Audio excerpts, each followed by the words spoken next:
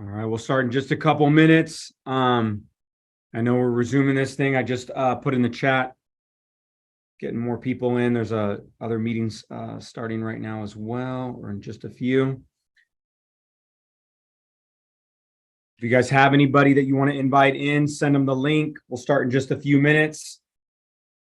Coming at you from the war room today, in the office, where all the real estate magic happens. It has been a busy July over here at Active Realty. And you guys can see from the dark circles in the eyes, there's a lot of escrows and things are flying. So we're going to give it just a couple minutes. I'm going to jump into a little bit of a review just to kick us off and get us going. And then we're going to talk some real estate purchase contracts. We're going to talk a little bit of wholesaling, how you can make money in real estate. All good stuff, and hopefully have a little bit of time for some Q&A.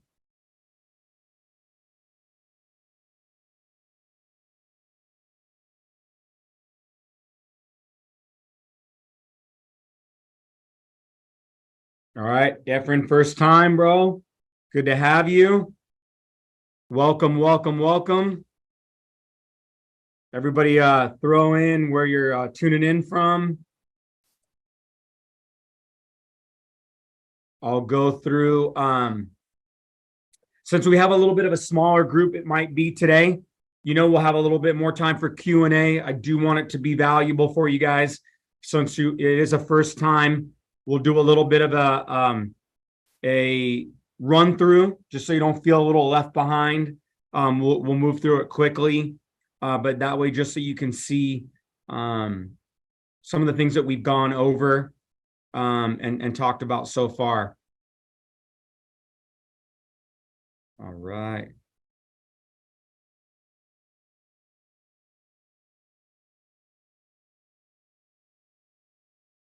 Good stuff.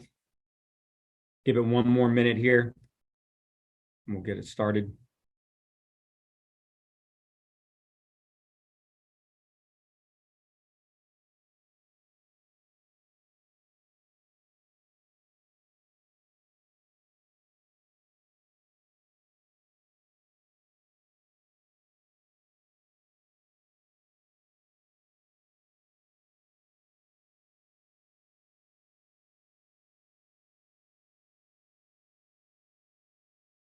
I'm going to plug in a dual screen here so I can see you guys actually on the chat, and then I can present at the same time.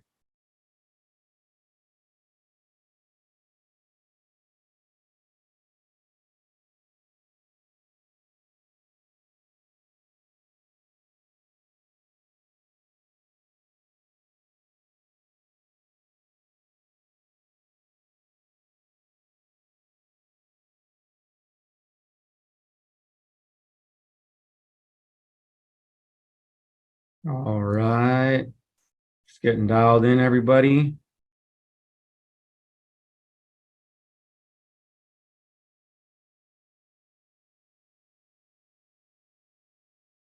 How's everybody's week going so far? Thursday evening for most of us, probably. Heading into Friday. And amazing, beautiful. Love it, Vic. Once you get going, the main part of the call. Yes, absolutely. I will do that. Thank you for the reminder. I'm going to hit record so everybody gets that recording benefit. And I might just do that right now. Recording in progress.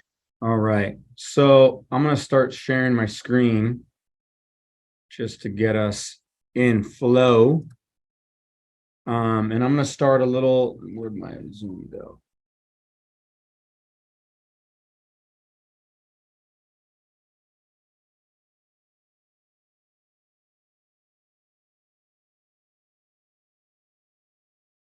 Beautiful. I'm going to move this right here so I can see your guys' chat. Changing the setup a little bit, added some multiple screens so that way I can present a little bit to you and see the live comments coming in. So, all right, where were we? I got New York. Good evening, Evan. Throw a 777 if you guys are ready to learn a little real estate. So there we go, 777. Just remember everything you do. Florida in the house. Stanley, what up? David, what's going on? Everything you guys do, learning, you guys are here. That's 90% of changing your life, adding additional income, learning new skill sets, just adding into every aspect. So keep that energy up. Because we have a little bit of a smaller group today, I'm going to take that as a opportunity to spend more time individually with you. I appreciate you guys showing up, taking the time out of your busy schedules. So I'm going to go a little bit to the top just because we got a couple new people in and really go over a lot of real estate is the same types of things thrown at you in different ways. So explaining that a little bit is, as you go through the process, there was a quote I did in one of my earlier trainings with my team, and it was from Wayne Dyer. And it says, change the way you think of things, and the way that you think of things will change.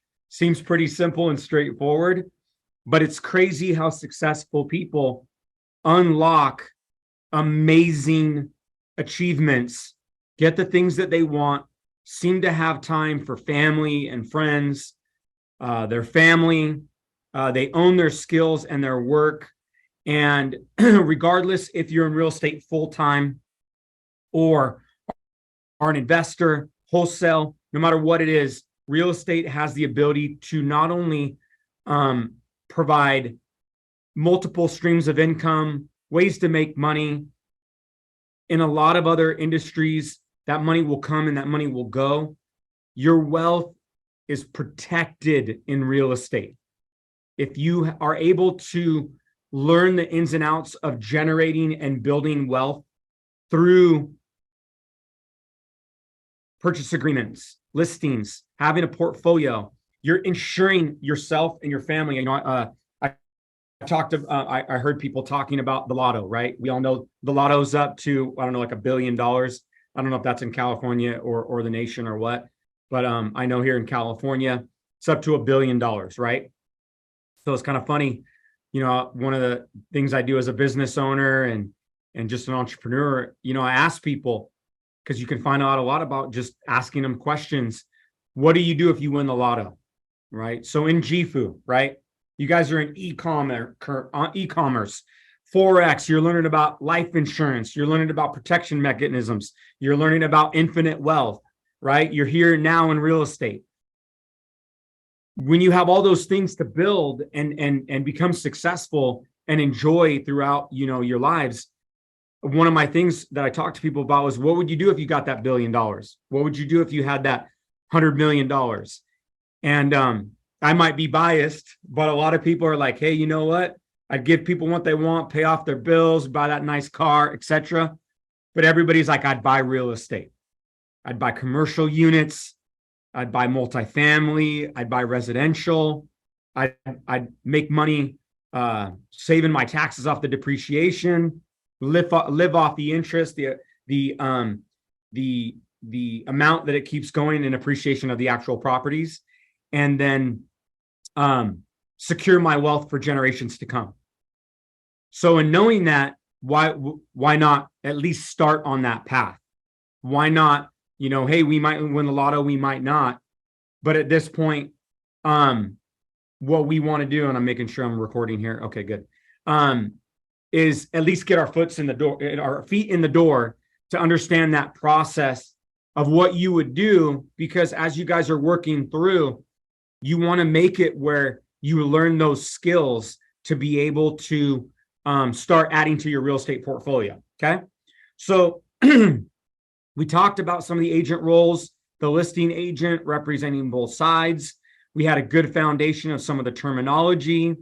If you're representing a buyer or a seller, we took, the last meeting and we went over the offer process, how to get pre-approved for a mortgage, the right home. There's a lot of different, it's like I tell people, it's like a color of a car or a make and a model. You got the ones that, just get you from A to B. You got the ones with all the bells and whistles. Real estate's even more complex. There's a right fit for someone for that house. Identifying, what niche do you want to be in? What portfolio or what asset do you want to own? I know a lot of people that when they amass wealth, they go, hey, you know what? I'm buying multi-unit because multi-unit is a business. Multi-unit provides, consistent income. Multi-unit provides ways to analyze it like it's a business. So for example, if you're making 10, 20 grand in a multi-unit, that regardless of whatever the values do, it's going to be looked at as an income that produces $10,000 to $20,000 a month, right? It's a great position to be in. But what if you've never bought a house? What if you've never been able to break through that barrier of owning your first piece of property? Those are some of the people I want to talk to in these sessions, is really going in saying, how do I find that first house that's 150 grand, 50 grand, 250, 400 grand? And how do I make my first 50 grand, 20 grand, $100,000, right? It's easy to do if you follow the steps and you're identifying and you're taking the time to say, hey, you get a big windfall in your business. Maybe you get left some money. Maybe you start, diversifying and you start picking up steam in whatever's you do for a career. You want to make sure you're not just blowing that money. You talk to a lot of successful people, including myself. The things I could have done better: buy more homes, invest more into the longevity and the legacy of my business, right? So anybody who's maybe a little bit sooner or maybe in the same thing, heed that type of stuff and make sure that you're getting in there. And you want to make sure that you're actually taking the steps, that it's not going to be a dream for you, right? So I wanted to jump into, we talked about initial offers. We talked about price and terms. We talked about, the contracts. We went over some of those things. Today, I want to get a little bit deeper and go into, like, what's an actual contract look like, right? What's an actual purchase agreement look like? I'm looking at some of the chat right now. How are you guys thinking? You guys want to jump in and what a purchase contract looks like? We talked about it. We looked some things up on the internet. If you guys want to see what one actually looks like, give me a one. Give me a yes. Throw me some fire. All right, Robert, Evan, Brittany, I'm feeling it. All right, let's go. Okay. So we all know contracts can be boring, right? I was talking to some of my agents today, and, you're talking about agents that have been in the business for years. And why is this not coming up? And they didn't know that you can utilize a transaction coordinator to basically not do your paperwork. Okay. And they go, well, how much does a transaction coordinator cost? I go, okay, $400. Your average commission in my market is between like $15,000 and $40,000, right? So I said, okay, why would you want to take on the liability of not having a transaction coordinator for $400 that is doing nothing but paying attention to your contracts, that do it every day, all day, 7 days a week? You have that experience. And then not only that, as you go through the transaction, you have an advocate, an employee, an expert that is trained for years in these contracts that works directly for you, that your clients are going to see just as much as they see you. So they're going to look at you from a position of authority, because now you're going to pay attention to the actual negotiation points, the inspections, the repairs, the appraisal. Some of the agents will get a little bit long-winded through that negotiation process. And now that I'm a little bit deeper in, because if anybody knows real estate right now, about 20 to 40% of the volume across the United States in real estate is gone from a couple years past. So if you're talking about someone like me that sells 1,000 houses a year, you're talking that 400 houses that I've sold are now gone. So I'm only down to 600. That might sound a lot to a lot of people, but not to someone who sells 1,000, right? I'm going, oh my God, I'm down half, and I haven't even done anything to lead into me having something go on with my business that I'm down 50%. So what do? You have to get smarter. You have to make sure that you're doing the trainings that you guys are doing right now. And that's why it's so important to share these lessons with you, is because if you don't work smarter, you're gonna work harder, right? So you want to say, hey, you guys are hardworking. I know it. You guys are dedicated. I get it. You guys are committed and consistent. I appreciate it. But you want to make sure that you're saying, okay, I'm a new generation. Is there an easier way to do this? Is there a simpler way? Has someone figured out a hack or a way that I can extend my time so I can get those units back? So what I'm teaching you today and what we're going to go over is what I do in my business, because I need to double, triple down on my database and my calls and my contacts and making sure that I'm following up to bring my volume back and then extend these types of things that I'm going to show you today. So jumping right in California, and this is state specific, so I'm not going to go too deep into the actual contracts, but I'm just going to tell you some of the things that are here. In California, we love to sue each other. We love to make a bunch of money. We love to have multi-million-dollar real estates, and we love to fight about it. I learned a long time in real estate. You could have $1 million real estate transaction. You could have a $500,000 real estate transaction, no matter what it is. And you guys can take a poll and we'll talk about it next time. People will fight, buyers and sellers, agents and insurances will fight for most of the time. Less than 1% of the transaction is all it takes to go out into a battle. So if you're taking a real estate test or any kind of a test, you can do 99% of your job correctly in real estate. Okay. And by the way, who hates real estate agents on social media? Most of us, right? They're posting their fancy cars. They're posting that, they're at the beach and they're not really, they're just on their laptops. And I think some people, yep, Vic, you got me. They're saying like, hey, look at me. You see them in their fancy cars and they're beautiful listings. And then boom, it's pending. And they make these like ungodly amounts of money, right? I think when I staffed down, we went from like 36 people to probably 6 of our best killers. The other 30 people, I said, hey, why not get into real estate?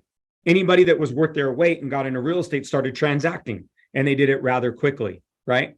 And so I think there's an overall impression that real estate agents just make a ton of money and don't have to work that hard. And I think that could be true for a good majority of people. But I think if you're looking at it as a career, you have a ton of things you bring to the table.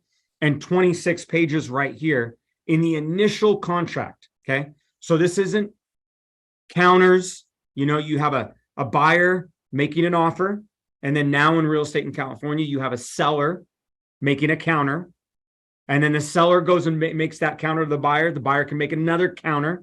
We call that counter 1 from their counter 1. They can go back and make counter 2. They can do counter 2, and so on and so forth, until you have agreed upon transaction. So the higher your price points, the more that could potentially happen. And the things that you're going to negotiate really matter inside of these 26 pages. So by going in and just saying, hey, yes, you can review them. You should know what they are. We won't have the time to go through them all, but I do want to give you guys just a highlight, and we're going to dive in a little bit more, that there are the amount of pages. And what separates a good agent, in my mind, is not only do you know what these contracts are, but you can relay what those contracts are to every single side in the transaction. So as an example, you are a contrary party. If I'm a buyer's agent to a listing agent, we are not necessarily on the same team. We are on opposing teams. We have opposing clients. My client is going to want a good deal. My client's going to want a fair price across the board. My client's going to want repairs done like they're living in it in the next 10 years. The seller is going to want the cheapest thing they can do. They're not going to want to necessarily disclose everything and have a pain of a needy buyer in their mind. They're not going to want to have thousands and thousands of dollars of repairs, upkeep, or modifications and amenities, because they're not living in the house anymore. They said, hey, we priced the house at this, it's sold as is. So it's constantly a back and forth. It all starts with these transactions. So I'm going to skip over some of these just because I don't want to bore you guys to death. Where we will go over a few more of them, I'll put in a transaction. But it's agency, it's discrimination, it's fair housing. Agency, by the way, is saying, this is one of my agents right here. He works with me. We work on the same team.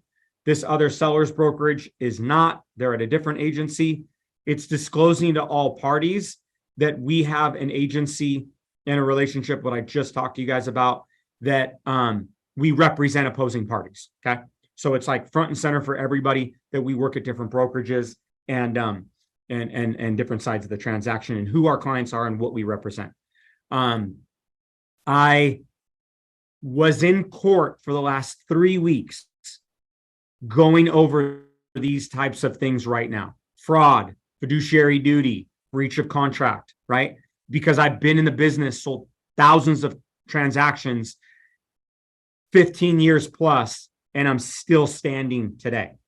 So everybody would be pleased to know that we got good, all those charges got thrown out, and that everything in the paperwork made sense, because these are the types of things that we do in our day-to-day business. You also got to look out for wire fraud. There's a lot of scams going out there. So you want to make sure that you know that it's if someone says, hey, that doesn't happen. No, that most definitely happens. You got to make sure that you set up escrows and you have things done completely. So this is right now to jump into the meat and potatoes. Everybody good so far? Everybody tracking? Throw a 777 in. Give me a little, I know I'm talking fast. Is everybody good with my speed? Anybody want me to slow down? Everybody good? Yeah, 777s across the board. I love it. Okay, cool. You can always play me back. Sometimes I play my videos at 1.5 speed, right? For me, I'm trying to, so you don't have to do that. You can always slow me down if you want, okay? A lot of things I do, I slow down when I'm learning things new. I'll watch it 2 or 3 times. But for everybody there, I'm trying to, just bring the value for you. So right here in California, good. Okay, recorded, we're good. Awesome. All right, I got a couple slowed down, so I'll take a little bit of a breather in between. So right here, this is your offer. Okay, so meat and potatoes, this is what we're talking about here. So I do want to talk, and we're going to get a little bit on it, is what it looks like when you start wholesaling, what it looks like when you start making offers. But if you've never seen an offer, it might not make the most sense. So I thought today, what would I want if I were you? And I'd want to see what the hell an offer looks like. So bam, here we go. Really simple, really straightforward. I personally always hire a TC. It's money well spent in the bank, and the best money I've ever spent, because I can focus on my job, which is bringing more clients awareness and closing more deals, right? So right here, we're talking about the seller's firm. So that's the listing side, right? The buyer's firm, which in this case, we were representing. This is the address information. Right here, what's cool is this is called your APN, or your assessor's parcel number. So no matter, well, it could change if it's a highly developed area versus a less urban compared to rural areas. Typically, your city master planned structured areas are all mapped out. They have their city, their county, their state, and they have parcels that tell you a lot about that property. It tells you what neighborhood it's in, if there's mellow rules or supplemental taxes for schools, streetlights, improvements, city bonds, right? A lot of that stuff is there. So you don't want to mess this number up, because if that number's messed up, the legal basically association of this address could be in question, because these addresses, let's say this was a brand new house that was built in 2023 and we're buying it from the builder, or maybe someone bought it and they're selling it and we're the first person that's buying it as a resale home. Okay. Those counties or cities might not have their association set up yet. So what you have to do as a real estate agent is make sure that you're cross-checking with title what is actually associated, what the lot size are. I'll give you an example. If there's power lines or what's called ingress or egress, which basically means people have access, let's say, maybe back east or in the Midwest or places that aren't so highly concentrated in terms of city development, you'll have huge acre parcels. And then your parcel or your lot can have, a utility easement. Okay. Well, if you don't know what that is and you're buying a wholesale deal or you're making an offer and all of a sudden the gas company can drive their truck through the side of your lawn or your house, your clients are going to call you and go, hey, what's the utility company doing on my lot? And then you're going to have to tell them, whoops, we missed that part, right? So these could be some big ticket items. You just want to make sure they're there and you check them, okay? Going back into it now, this is what makes everybody their money and what everybody, and you'd be surprised, agents that aren't highly trained can mess this up. This is where you have your purchase price. This is where you have your close of escrow terms. So typically you have right here in your purchase price, if it's all cash in California, like I would assume everywhere else, money talks, right? So they know it in California. They have a check mark right here if it's all cash. They want you to know as a seller that the buyer's making that highlighted right there. It's an all cash offer, right? You're going to have limited contingencies. If this isn't checked, we're going down to these next items and you're getting a loan, okay?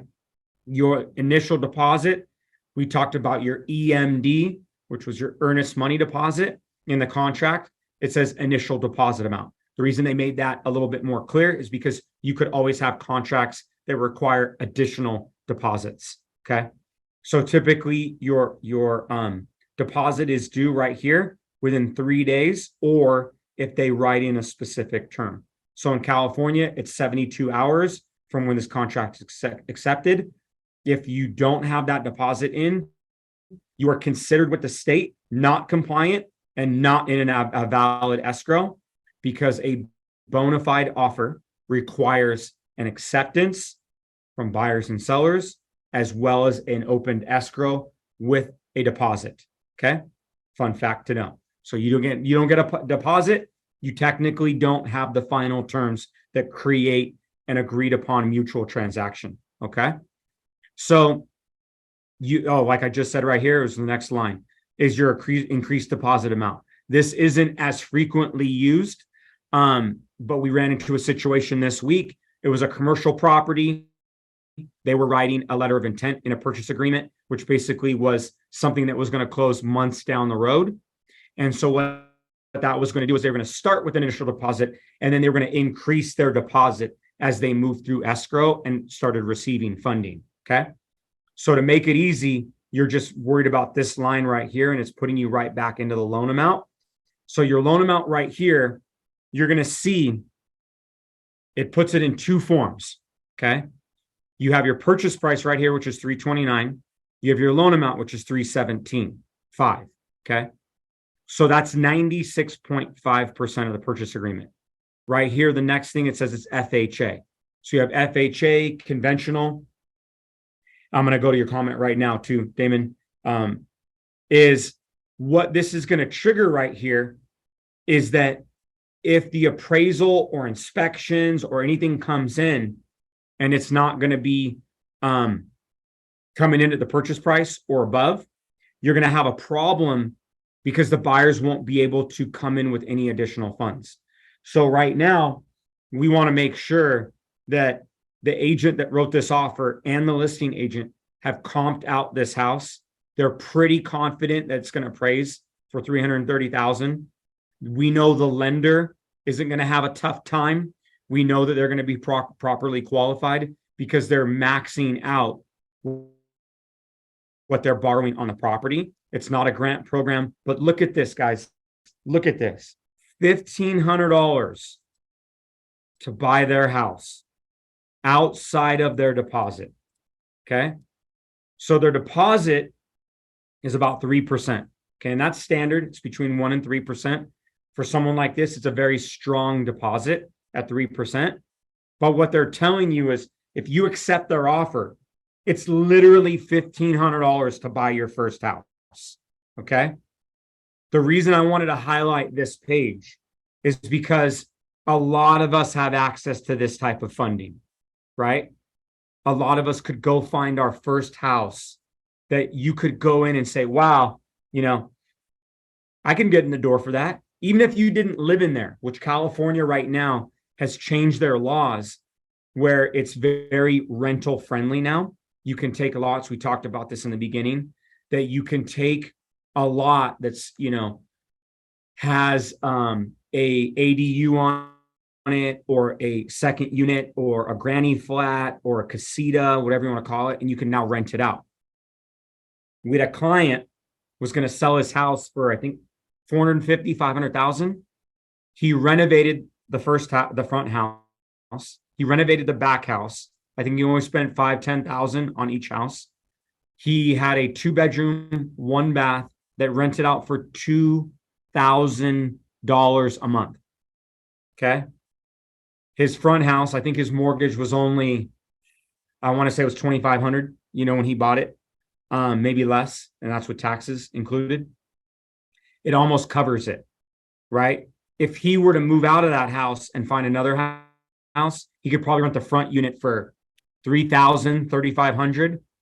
So he's sitting there making potentially $5,500 on a house that I think he started that was going to sell around 500, 550.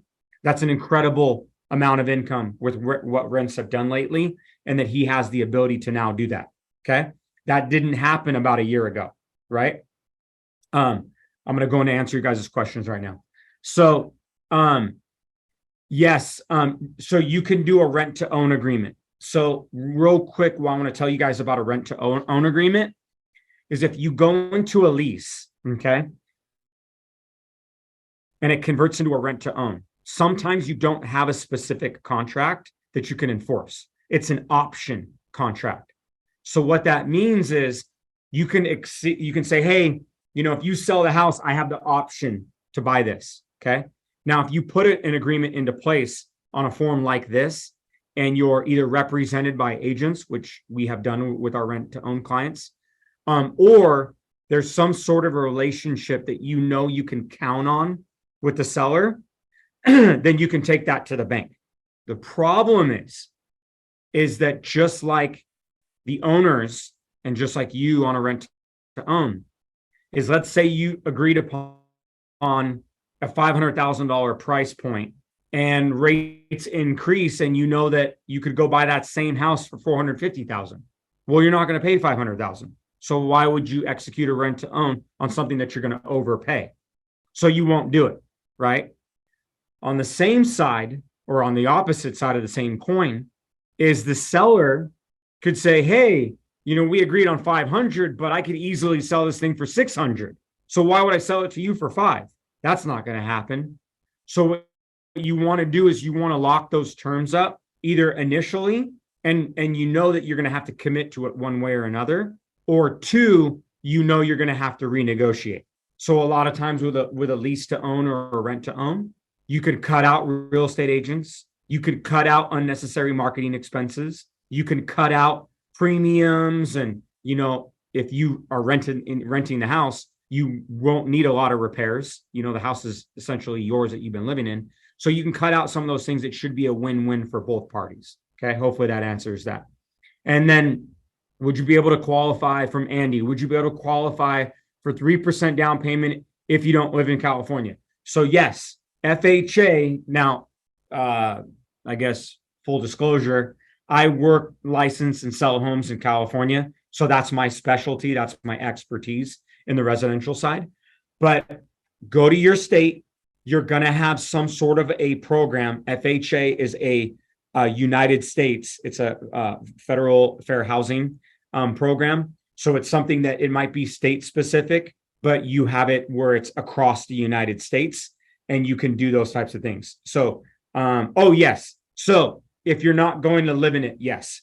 So no, not necessarily. So you can do programs that are like this. You just have to make sure if you're going to lease it out or rent it out, you're buying as an investment. Now, where could this get a little gray area? If you don't own a home, you could actually use your FHA, go purchase, live in the home, get a utility bill, don't rent it right away. You can make sure that you're following the initial guidelines and you're making sure you can always rent it out later, right? Keep in mind that if you're completely hands off, and let's say you're buying something that doesn't make sense, okay? So I'll say, I have a house in Arizona, okay? I couldn't use that as a FHA home because I live and work in California. It's not something that I can easily commute to. However, if I can establish that I opened a real estate agency in Arizona, which I did, and I can spend 40% of my time, 50% or less of my time in Arizona prospecting, taking clients, showing that I can do that, I can buy it as a second home. So as a second home, you can actually take advantage of those types of programs, right? I think it was 5% down. So what you want to do is you want to contact whoever is good at lending, talk to a few that are good, anybody that you know inside of the industry. You guys can always DM me. What works in one state often works in a lot of different states. Like our lenders are, I think, licensed in 45 states, just like our real estate company is licensed in all 50 states. So you can get the information that's going to put you on track of what to be able to offer in terms of your programs, okay? Another thing to note too, and we didn't get into, is FHA has a program, because we're on the subject, that allows you to do repairs and upgrades inside of your loan. It's called the 203K program. So what you can do if you utilize it or you have a lender that specializes in it, you could actually buy a fixer. You could get a better deal on it and you can finance your repairs inside of your real estate loan amount right here. So there's programs, there's things that you can do to leverage in you being able to come with more money down. And the reason that you'd want to do that is because you are looking at this as a vehicle in order to make more money, right? So you're saying, and one of the things I'm going to get into next time, just because when you're having fun, time flies, right? Is getting into the wholesale side. Okay. So I'll give you an example. Let's say you use that same thing that we just did. You bought your home, you were able to use it. People that are newly married, but let's say they're both in real estate, you can do this as husband and wife. You can go utilize these programs. Like they have down payment assistance programs, they have investor geared programs, and you just want to find out what's ever in your area. And you and your wife or your significant other in general could go buy separate properties, use those same 3% down type loans, and then get married and still have those properties. You can't do that. You can only use one per household and a lot of time for those grants and those down payment assistance programs.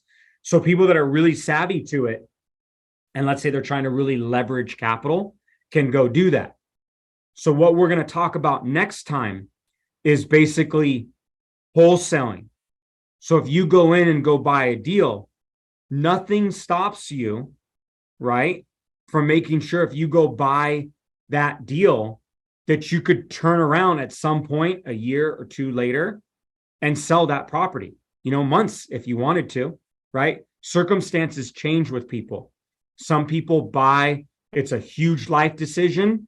They buy for security. They buy because, they're renting right now and they want to put their money and their family into a position where at least they're paying for their ownership. But a lot of people that are saying, hey, if I can buy for 3%, my renter pays my mortgage payment. Why wouldn't I buy at $350,000 or $329,000 today and watch it go to $429,000 next year, right? That's just smart business. And we all know it takes a lot of time and a lot of money or a lot of effort to make the money of $100,000, especially if you get good at those programs. So what we're going to talk about next time is contract assignments and wholesaling. I wanted to go over what the contract was first, at least give you some of the ins and outs, because there's two ways to do it, right? You see that TikTok, you see that, Instagram. Just because I'm in real estate, my feed is inundated with my fellow realtors, either walking their houses and saying how they just sold their last house or whatever it is, or are saying how they made a whole bunch of money in wholesaling. Not a lot of wholesaling people tell you the strategies of how they do it. Don't give you the actual ins and outs. They're trying to make money off of you for you to join their program, okay? At JIFU, this whole sphere and education platform is provided for you while you're making your money, while you're doing things that are furthering your business. So taking that one step further, we're able to say, hey, let's peel some of these layers back of the onion, because, we're in the same environment together. We're walking through these things together, whether it's today or in the future. And let's see the vehicles you're actually doing, what I'm doing right now to make money. So you can lock up, I have one that I'll bring up when we start wholesaling. It's in Ukaipa. I have it with one of my partners here in the office, Bijan. And that property is probably worth north of 800, 825, maybe 850. He has a contract assignment. We're going back and forth on 650. Okay. It has a $30,000 wholesale fee at 650. Okay. We've negotiated it back and forth. We're trying to figure out whatever to make it work, but the investor can pay 695, 700 and have enough spread to be able to resell it at 799, do paint, carpet, get it on the market, and let us as real estate agents. I'm going to stop sharing real quick and move this over. It lets us as real estate agents be able to make the spread and help our client. But let's talk about what that does for us, right? What that does for us is with our transactional volume being down a little bit, we're able to represent the buyers, represent our investors, help them secure whatever our wholesale fee is or their wholesale fee is. And then at the same time, work on our whole goal is to have the contract once it's finished, repaired, and ready for resale. So that would be 3 sides of the transaction with a possible wholesale side. Okay. So that's 4 sides total. So in order for us to make up volume, we're diving a little bit deeper. Now for you guys, you could do the exact same thing. You could go in and say, hey, how can I get to the point of turning one transaction into 4? Or at this point, hey, I just want to get in one side of the 4, right? So as we go through, I want to get you guys a little bit more familiar with this wholesale thing, because you never know. It could be your aunt or your uncle or your grandparents. And if you go like, wow, JT was talking about these deals. Should I hold this for myself? Should I try to get someone that I know that's in real estate that wants to buy a good deal, right? And you don't just want to be like, hey, I got an address here, check it out, right? You're leaving tons of money on the table, right?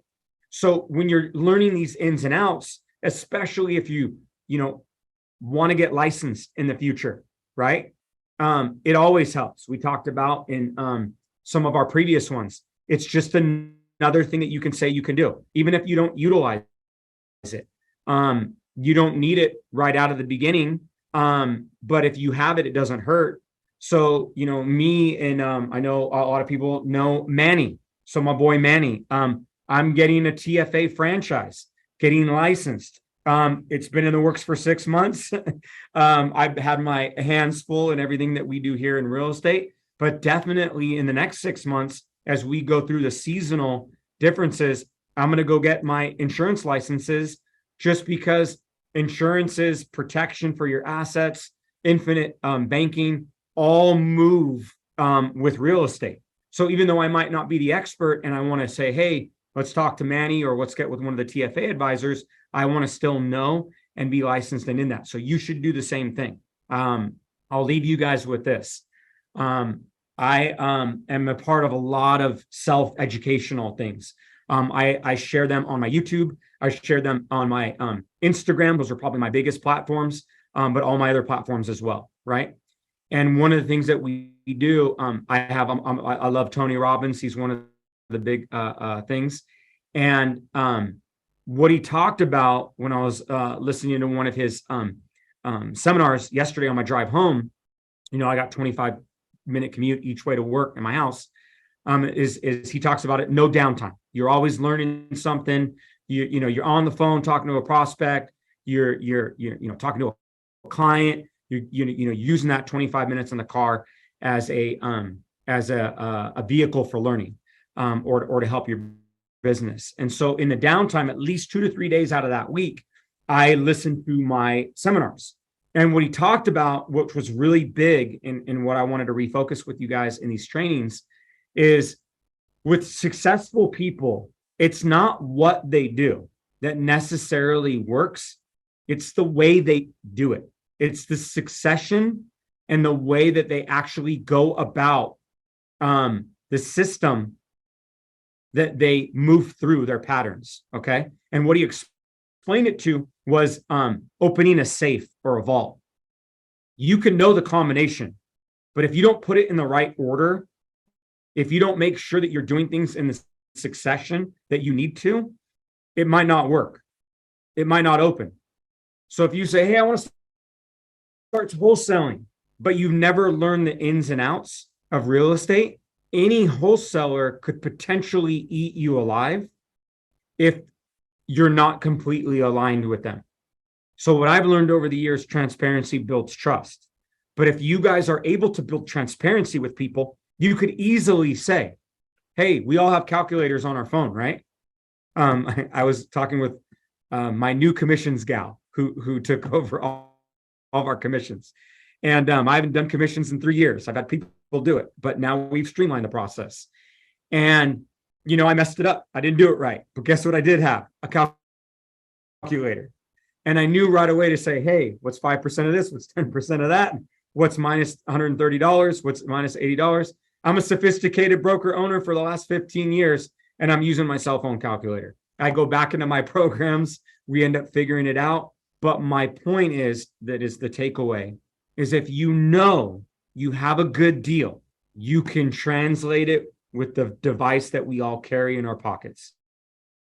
So if you know that you have a $50,000 spread, $100,000 spread, all you're looking to do is to give the value points to people that are saying, hey, is that enough for you to take action? So as we go through this, education's a huge piece.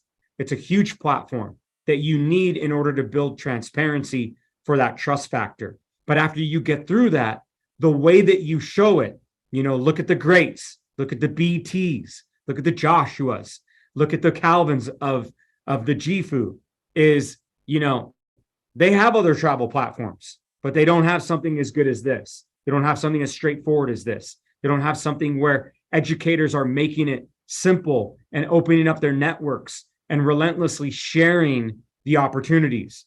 What that's showing the rest of us in what we do, whether it be health, life, e-com, real estate, is you can do the exact same thing, right? So what I'm doing is saying, hey, you got that value. Each and every one of the people that are on this call or listening to these recordings should be able to take the same things and say, okay, what did he say? What's my value add? I'm buying it at 300. I know it's worth 375 right now. I know potentially Zillow and Redfin and everybody agrees 6 to 8% annual appreciation until the end of the year, right? So if you say, hey, I'm going to factor another 10% within 20 or 12 or 24 months, that's another 35 grand. So you can walk people through $100,000, which is an over quarter investment on a $300,000 house, That's so good that we all should buy that house. And if you can't afford to keep it or maybe buy it today, you should be wholesaling it or selling it on the open market to a buyer. That's how strong your convictions can be. So anybody have any questions as we part for today? I'm excited to continue to bring these. I'm going to talk to our team and maybe, put another day in, but definitely check out our YouTube. We're going to be putting these recordings there. You're going to have access. We're trying to work with the JIFU platforms to see how you guys have access to these PowerPoints, so you can refer and click through as you go on. YouTube, it's just Justin Ty YouTube. So I'm going to pull it up real quick. I'm going to share my screen again here and pop this bad boy up. Let me go in because we're on bonus time here and throw in. So all you do, let me get out of this, is Justin Ty. Yeah, so just type in Justin Ty YouTube right here. The handle is JT is my name. Everything is on my social media, but I wanted to show you guys, I'm even giving you on my YouTube channel what I do with my actual agents. So what we're all about for you guys is just becoming 1% better every day, regardless whatever we're trying to bring in terms of value. But what we're trying to do is not only what we put out there in terms of things that you should focus on in JIFU or real estate or travel or health and wealth in general, but we're also giving you our boardrooms. So our boardrooms are when I actually am presenting to, so this one right here was 3 hours ago. I did a training for my entire brokerage, right? And we talked about what's moving the needle in our follow-up, what's helping with conversion, what's adding more deals. And you're talking about $15,000 to $30,000 commissions, right? So you're talking about really cool stuff. Today was a, eagle eye flyby of some of the things that we're doing, because a lot of the things that we built momentum in, we've ditched what we've done over the last 6 months and we've recreated it. So this is like pure gold of people that are in real estate and transacting. We got 4 views in 3 hours, right? So I don't know who these people are watching, but you're future millionaires. Okay. This I can tell you that I have not, it's not my, these are not, I have not, I'm not the ShamWow guy. I'm not like, what's the guy who like made the cool sponge? It's not Shark Tank. I didn't come up with any of these ideas. I've just used these ideas to amass wealth and create a brokerage and move a lot of real estate sales. So everybody who watches them, it's like me culminating like a funnel, the years and years of what we've done and what we're currently doing today, plus events like this. Okay. So we're going to continue bringing that value. Appreciate you guys. Thank you so much. I look forward to seeing you all next week. Same time, same place. Have an amazing weekend. Have a productive week. Thank you, everyone, and we'll see you next time.